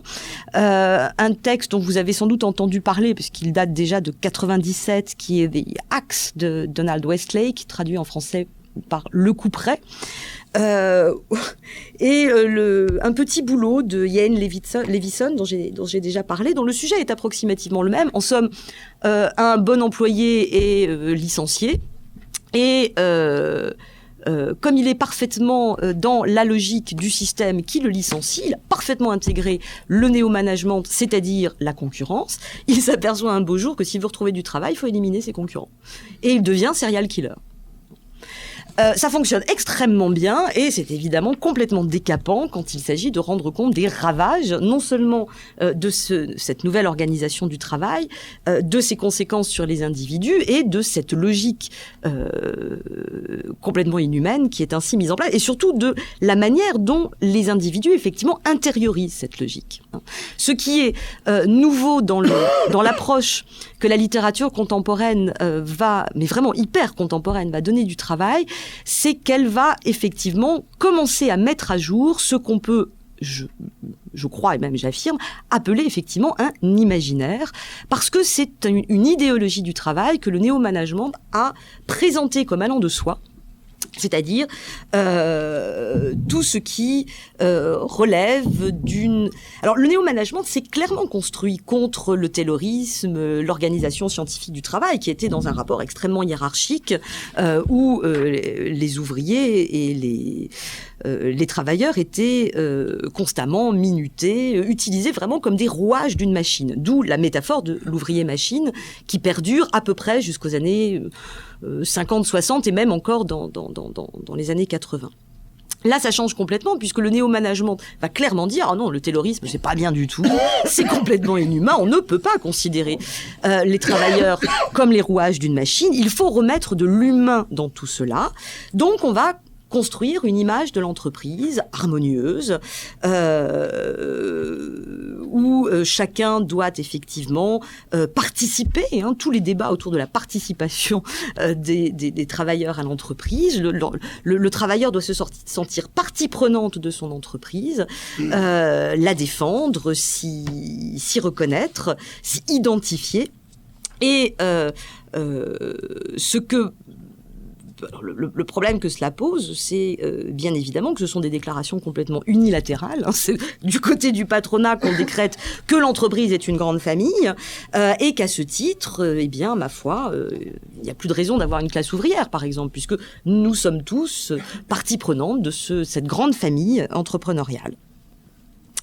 Il s'agit bien d'une pensée unique et d'une construction imaginaire qui vise à transformer les rapports de force que le travail forcément met en œuvre par une harmonisation non conflictuelle alors non conflictuelle à l'intérieur de l'entreprise mais évidemment conflictuelle à l'extérieur puisque la logique qui sous-tend en même temps cela est celle de la concurrence et de la compétitivité. Donc on est tous frères mais il faut quand même être meilleur que son voisin et surtout nous sommes tous frères mais notre entreprise doit nécessairement gagner sur l'entreprise d'à côté puisque sinon de toute façon elle est forcément perdante en termes de concurrence. Or, le polar va permettre, pour la première fois, je crois, sous couvert de la fiction, de mettre en évidence cet imaginaire du néo-management comme ce qu'il est, c'est-à-dire un double discours. C'est assez bien ce que l'on voit dans le texte de François Emmanuel que je vous présentais, dont la fin par ailleurs est complètement angoissante. J'avais dit que j'en dirais un mot, je peux le reprendre, puisqu'il va le narrateur qui est donc ce directeur des ressources, enfin ce psychologue plutôt, faisant office de DRH, va progressivement prendre conscience que le vocabulaire utilisé par la direction est un vocabulaire directement repris au discours nazi de gestion des camps. Et les dernières pages du texte vont mettre en gras les mots qui sont communs au discours de l'entreprise et au discours nazi de l'organisation des camps de travail. Donc il y a dans la démarche de ces nouveaux romanciers d'abord une récupération, enfin un retour aux politiques que la fin du XXe siècle, le tout début du XXIe ne défendait pas du tout. Un retour d'enjeux politiques qui passe en particulier par l'analyse du discours, par l'analyse du lexique, par la capacité à faire ressortir dans le lexique le caractère de manipulation que porte le néo-management. Donc le langage codé, le langage complètement édulcoré, on le voit également dans le texte de Lydie Salvert, dont je vous ai donné un extrait, La médaille en 1993. Il s'agit en fait d'une série de discours. C'est un texte extrêmement drôle. Lydie Salvert manie avec beaucoup de dextérité toutes les formes de l'humour. Et dans le sujet de La médaille, alors ça n'est pas un roman policier. C'est une série de discours articulés par le fait de remettre une médaille du travail à quelques bons travailleurs qui y répondent tant qu'ils en sont capables, c'est-à-dire que pour l'un d'entre eux, par exemple, qui n'avait manifestement pas été informé qu'il devait donner une réponse au discours, la réponse est « merci, merci beaucoup, merci à tous, en ce jour de fête, et là il est interrompu. Donc, il y a aussi dans cette manière de présenter l'alternance des discours un enjeu de pouvoir qui ne se cache plus. Hein. Il y a bien celui qui maîtrise la parole et qui peut de ce fait l'interdire aux autres. Et il y a dans le discours qui se déroule, mené par les différents cadres, toute une logique dont vous avez ici quelques aspects. Premier discours, chers amis, vous avez passé avec succès nos tests de sélection, votre conformité est parfaite, votre comportement exemplaire, votre indice d'endurance est supérieur à la moyenne nationale, etc. etc. Ce qui permettra progressivement d'évoquer la question d'un plan de régénération sociale qui va faire intervenir tous les éléments de la vie quotidienne. Une chambre pour chacun, je ne vous en ai mis que quelques-uns, une chambre pour chacun, une réglementation des relations des uns avec les autres, une réflexion sur ce que doit être un bon ouvrier, et un certain nombre de considérations sur la nature du travail, et en particulier, vous le voyez, c'est écrit en gros, le déni de la fatigue. Le texte dénonce la manipulation par, en particulier, le caractère répétitif. Hein, pratiquement chaque propos est repris avec des variantes. Je pense qu'il y aurait vraiment à creuser cette question d'ailleurs de la répétition comme traduction textuelle du phénomène du travail. Votre conformité est parfaite, votre comportement exemplaire. Un peu plus bas, on aura par exemple... dans l'état actuel de nos connaissances, nous ne sommes pas en mesure de nous prononcer scientifiquement. Alors évidemment, toute l'intervention de la parole, enfin de la validation par la science fait partie de cette autorité du discours que la direction se donne.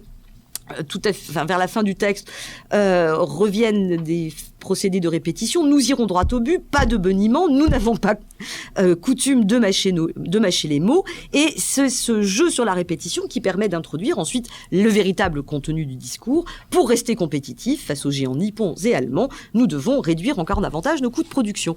Donc il y a toute une manière d'enrober en fait le fonctionnement de l'entreprise. Et on retrouve dans le texte de Salvert, dans les extraits que je vous ai donnés, plus généralement dans le petit récit, la mise en œuvre d'une entreprise qui appelle ses salariés à participer, mesdames et messieurs, participez à ce redressement, acceptez des salaires réduits, montrez-vous solidaires de vos managers, vous en tirerez de grandes satisfactions morales. Tout ce que le néo-management tendait à faire passer donc comme une refondation non seulement du travail, mais bien de la société, va enfin, depuis quelques années, trouver dans la littérature, par le biais des outils littéraires, c'est-à-dire de la critique du discours, la distance nécessaire à une critique de d'une situation qui était proprement devenue insupportable. Alors je passe sur un aspect que je trouve par ailleurs intéressant, mais qui n'est pas vraiment du côté de l'imaginaire, c'est-à-dire la dimension très expérimentale de beaucoup de ces textes. Yves Pagès, dont je vous ai donné un extrait, mais on n'en parlera pas, travaille sur les micro-fictions. Thierry Beinsteingel va travailler à partir d'un montage, collage, inspiré par exemple des curriculum vitae.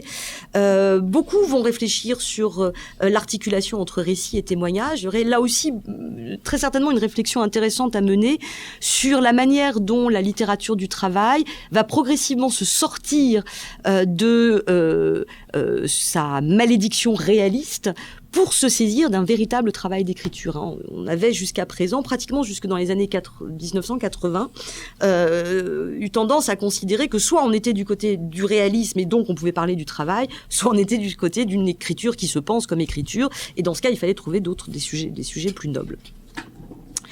Les sujets également se politisent, c'est-à-dire qu'on ne parle plus seulement du fonctionnement de l'entreprise, mais on commence à voir apparaître des textes portant explicitement sur les fermetures d'usines, sur les grèves, sur le chômage et sur la précarité, ce qui, là encore, n'était pas vrai jusqu'au tout début du XXIe siècle.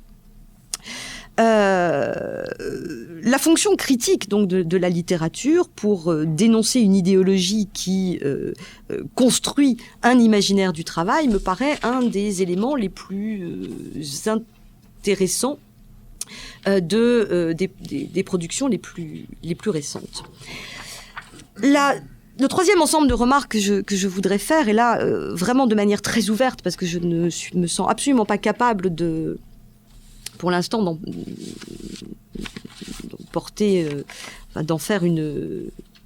prendre position par rapport à cela, tourne autour de ce que j'ai appelé l'évolution de la valeur travail.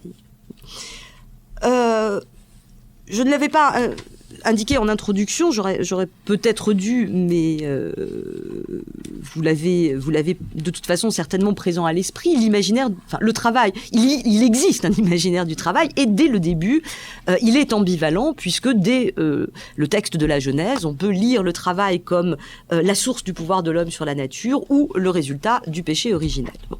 Cette ambivalence qui met d'un côté le non-travail du côté d'un âge d'or, ou au contraire le travail du côté de valeurs comme la sagesse ou le sens du collectif, va perdurer et être évidemment plus ou moins mis en valeur par chacun de ces écrivains. Le grand texte français qui s'achève par le travail éloigne de nous trois grands mots, l'ennui, le vice et le besoin, c'est-à-dire Candide, va évidemment, est l'archétype d'une littérature qui va trouver dans le travail la valeur autour de laquelle constituer une morale sociale que tous les petits élèves français, jusqu'à il n'y a pas encore très très longtemps en tout cas, avaient rencontré. Ce qui me paraît intéressant de ce point de vue, alors je vous avais suggéré de lire Hannah Arendt, d'abord parce qu'elle résume assez bien ces différents les contradictions que porte la notion même de travail, et qu'elle les résume à partir d'un travail lexical avéré, qui oppose dans la plupart des langues une approche, disons, positive du travail en termes de création, qui est du côté donc de l'œuvre, avec le verbe ouvrer, et un travail qui, vous l'avez vu ou vous le saviez, donc pour la langue française directement tiré du tripalium. Alors ça fait toujours rire les élèves français quand on leur dit que le travail est une forme de torture, ils sont tout à fait d'accord. Cet imaginaire du travail comme torture que le mot porte avec lui en français, évidemment on ne peut pas généraliser, et qui s'opposerait à un travail dans lequel l'être humain peut s'épanouir dans la mesure où il y trouve une manière de s'exprimer et une capacité de création, serait précisément l'enjeu autour duquel pourraient se construire deux approches différentes du travail. Pour Hannah Arendt, elle le rappelle, la modernité est précisément ce qui a changé l'œuvre en travail, qui a déplacé, dit-elle, l'idéal de l'homo faber vers celui de l'animal laborans, qui a donc déplacé un travail conçu comme part créative et maîtrise de l'homme sur son espace vers une logique strictement productive. Et de fait, je l'avais rapidement évoqué tout à l'heure, dans les années 20-30, on assiste à une recrudescence de textes où les ouvriers dénoncent un rapport d'aliénation au travail conçu donc du côté du tripalium pour non pas rejeter le travail, mais revendiquer le droit au statut de créateur dans son travail. C'est très frappant, en particulier, et je ne sais pas encore exactement pourquoi, dans la littérature allemande et dans la littérature sud-américaine. À peu près au même moment, toute une série de textes revendiquent. Carl Sandburg aussi dans la littérature, dans la poésie des États-Unis, a un assez beau texte, assez ambigu, où les ouvriers sont les the maker of speed. Le mot maker fait partie de ces termes ambivalents qui sont à la fois du côté de celui qui fait et qui reproduit, mais aussi de celui qui crée. Donc, la possibilité de se réapproprier un travail d'ordre créatif est bien l'un des enjeux que va poser la littérature dans la première moitié du XXe siècle. Le problème, c'est que, vous l'aurez compris, c'est exactement cette faille dont le néo-management va se saisir. C'est-à-dire que le point fort sur lequel se construit la logique de ce nouveau management est bien de dire que désormais tout le monde est créateur parce que tout le monde participe du travail de l'entreprise. De ce point de vue, Luc Boltanski et Eva Chiapello ont produit une étude tout à fait intéressante qui met exactement cela en évidence. Ça s'intitule « Le nouvel esprit du capitalisme », publié en 1999, et ils étudient la manière dont le capitalisme va utiliser ce qu'ils appellent la critique artiste, avec toute une série de termes dont peut-être on ne prend pas... Enfin, ils sont tellement entrés dans notre vocabulaire, en tout cas en France, qu'on ne s'en rend même plus compte, en particulier tout le concept de l'innovation. Pour nous, universitaires, je ne sais pas, vous me direz si vous souhaitez, en France, quand la notion d'innovation est arrivée, ça a été absolument terrifiant. Qu'est-ce que vous voulez répondre ? Enfin, on peut répondre, on a répondu, mais la recherche, c'est pas de l'innovation. La recherche, c'est... Et on vous répondait, pourquoi vous faites pas du neuf ? Vous n'inventez pas des choses ? Un jeu sur les mots absolument redoutable qui a effectivement implanté dans la logique du travail, qui a récupéré dans la logique du travail cette idée que l'on pouvait défendre un travail dans lequel chacun, disons, s'épanouit, pour le mettre au service de la productivité sans fin. C'est ce que explique même de manière plutôt assez efficace Pierre Musso dans La barbarie managériale, où il reprend l'idée donc d'une barbarie douce, parlant de ce néo-management de la créativité, du sourire et de la participation, dans laquelle s'active... Non, pardon. Et ce néo-management de la créativité, du sourire et de la participation s'active à la rationalisation des imaginaires, ceux des consommateurs, des téléspectateurs, des clients et des salariés. Et Musso va très loin, et ça fait évidemment... écho aux oreilles françaises lorsqu'il développe l'idée d'un capitalisme qui récupère à ce point la logique de la création, qu'il en fait, dit-il, une praxis de l'imaginaire qu'il appelle le sarco-berlusconisme. Sarco-berlusconisme qui consiste à vendre de l'imaginaire et des fictions destinées au plus grand nombre, à produire des rêves par le biais de techniques industrielles, à mettre en scène l'American Way of Life, et à défendre la nation-entreprise moderne et efficace, comparable, dit-il, au discours des protagonistes self-made men. À ce titre, sa conclusion est tout à fait parlante. Dans tous les cas, dit-il, alors, au nom du dogme managérial, le sarko-berlusconisme vise un capitalisme spiritualisé ou moralisé, et l'économie de l'immatériel dessine un capitalisme cognitif. Dans tous les cas, il s'agit de vampiriser la sphère de l'esprit et de l'imaginaire dans le travail, dans l'entreprise et dans la vie quotidienne. Les cerveaux créatifs et réactifs dans l'entreprise doivent se transformer en cerveaux disponibles devant les spots publicitaires de la télévision, puis en cerveaux captifs devant les vitrines du marketing, etc., etc. Donc le lien qu'il propose entre société de consommation et société dite de l'intelligence et de la connaissance, je ne peux pas m'empêcher de sourire parce que nous baignons en tant qu'universitaires littéralement dans ce vocabulaire, et il est extrêmement difficile de répondre à cela. Évidemment que je développe une logique de connaissance, sinon je ne serais pas ici à essayer de faire un état des lieux d'une pensée certes inachevée, mais justement qui sans doute innovante, on l'espère.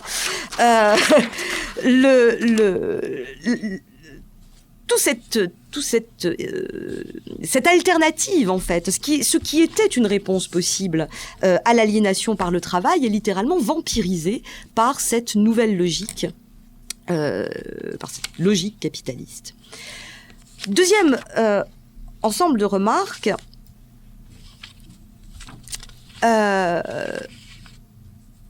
Dans le même temps, on voit apparaître, par les mêmes au départ, un questionnement sur ce qu'on a appelé la fin du travail. Tout à fait intéressant, la fin du travail. Tout à fait intéressant parce que ça va prendre deux orientations très différentes. Lorsque un certain Jeremy Rifkin écrit en 1995 un texte intitulé « End of Work », il entend en fait une chose très simple: il n'y a plus de place pour le plein emploi. D'ailleurs, le travail est désormais mondialisé, donc il faut se faire à l'idée qu'il n'y aura plus de travail pour tout le monde. Voilà. La fin du travail, dans un premier temps, c'est ça.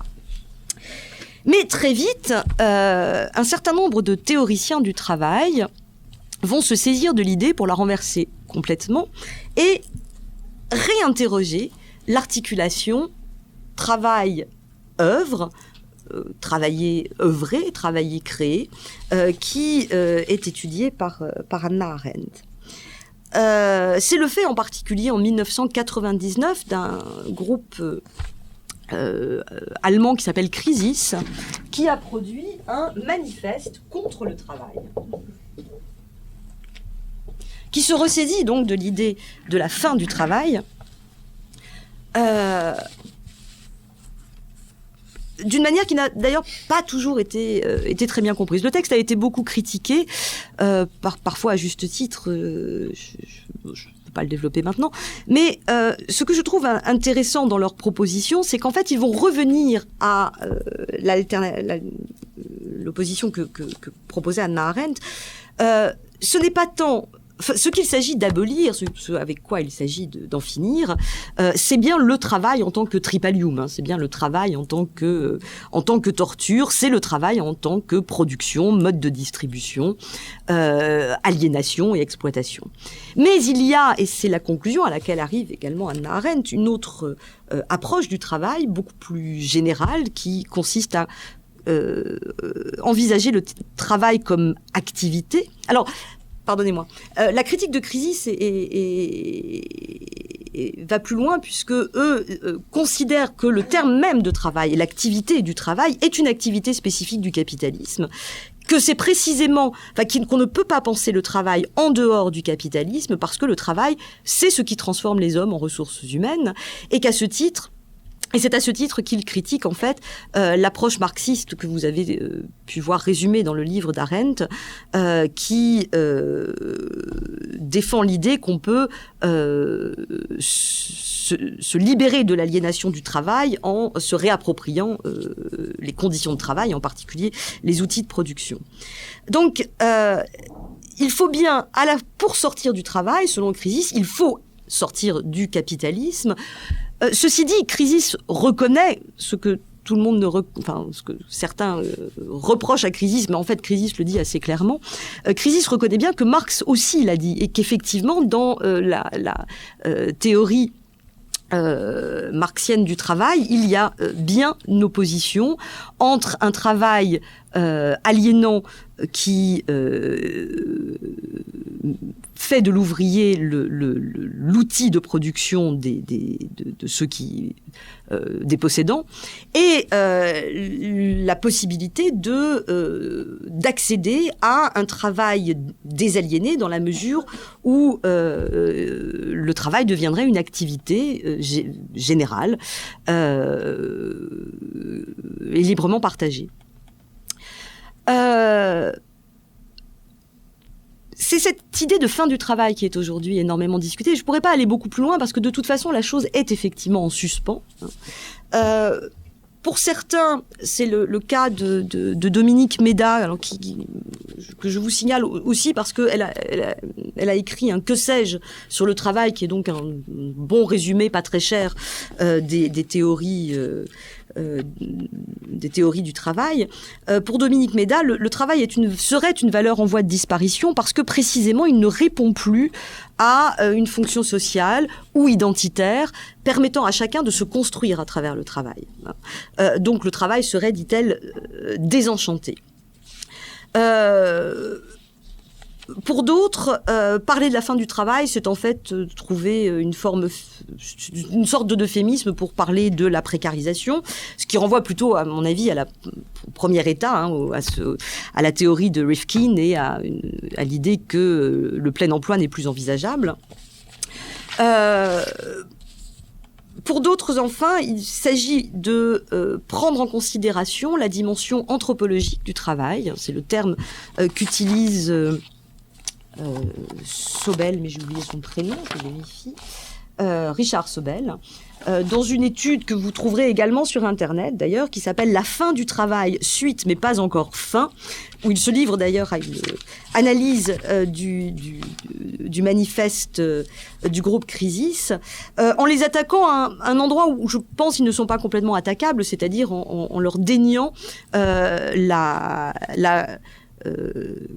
conscience qu'ils ont d'une double théorie du travail chez Marx et de la possibilité, donc, de la nécessité de travailler à l'abolition du travail en tant que travail aliénant pour réussir à construire une autre approche du travail qui serait qui concevrait précisément c'est ce que Chrysis ne dit pas, et c'est ce que Sobel leur reproche, qui ne pourrait envisager le travail que dans un cadre anthropologique beaucoup plus large, comme ce qui permet à l'humanité de se construire en construisant le monde autour d'elle. Et ça, effectivement, Marx l'évoque l'évoque et le développe dans le Capital. En gros, je finirai là-dessus. Ce qui me paraît à la fois, je terminerai sur une double question.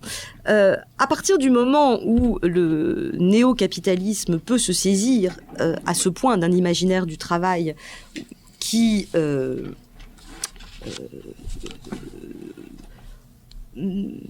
met dans les mains des possédants en somme la seule alternative qui aurait permis aux travailleurs de se libérer, c'est-à-dire l'idée d'un travail comme création, on peut effectivement se demander ce qui reste aujourd'hui comme capacité à construire un imaginaire du travail.